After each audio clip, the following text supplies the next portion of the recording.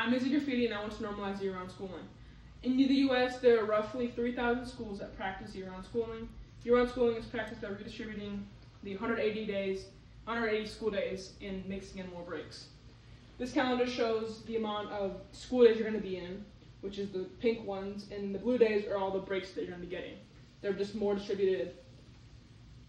This pie chart of the traditional calendar is the normal school year, where you get a big summer vacation, and then you're in school for like a longer period of time. The balanced calendar shows the balanced pie chart basically just shows that there's more breaks distributed, and it's just better in general.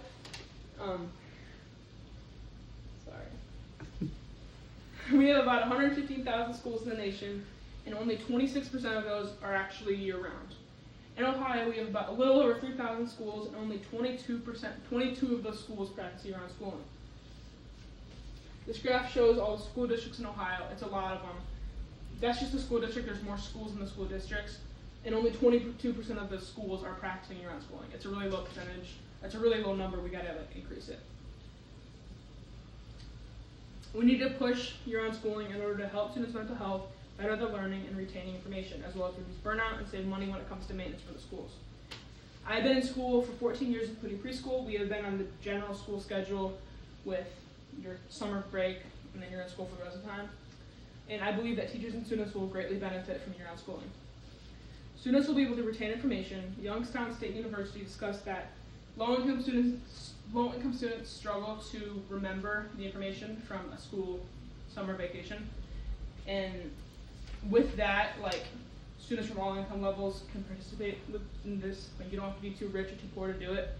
And with giving more breaks instead of one big break, students have a less chance of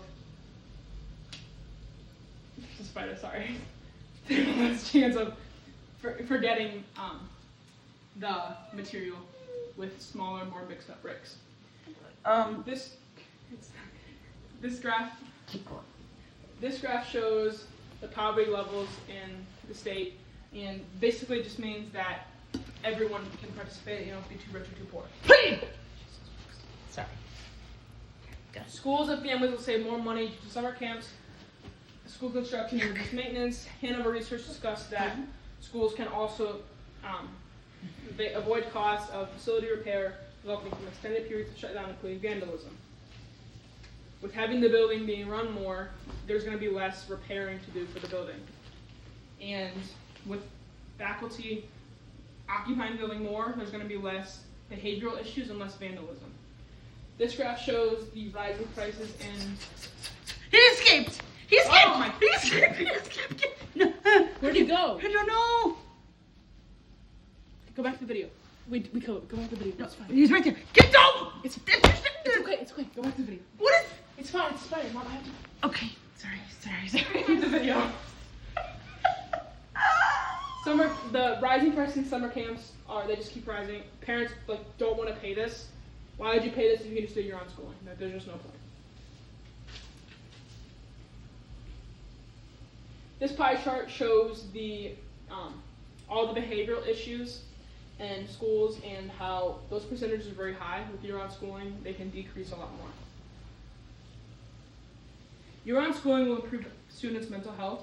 According to Jennifer Dewar from Lightspeed Systems, not only do school-age children and adolescents spend the majority of their waking hours in school, more than 70% of children receive mental health support do so in a school-based setting.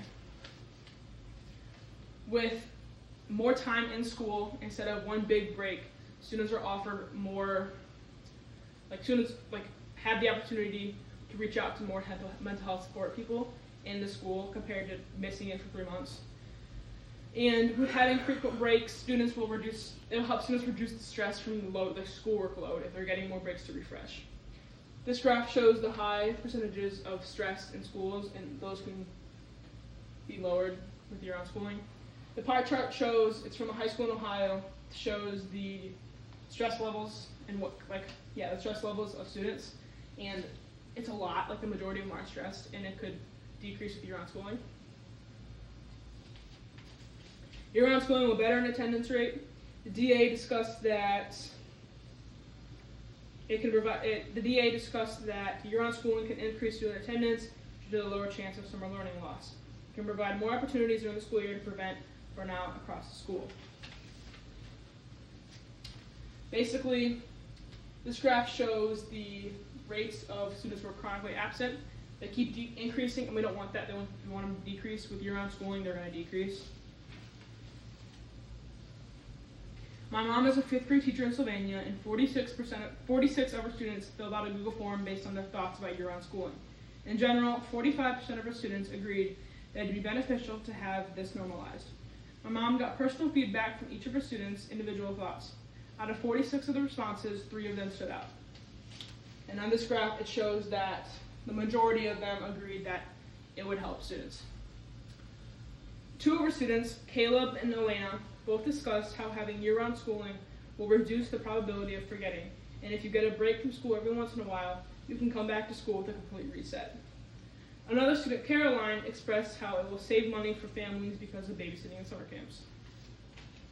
To conclude, year-round schooling needs to be normalized because it will help students' mental health, better their learning and memory, as well as save money and increase student attendance.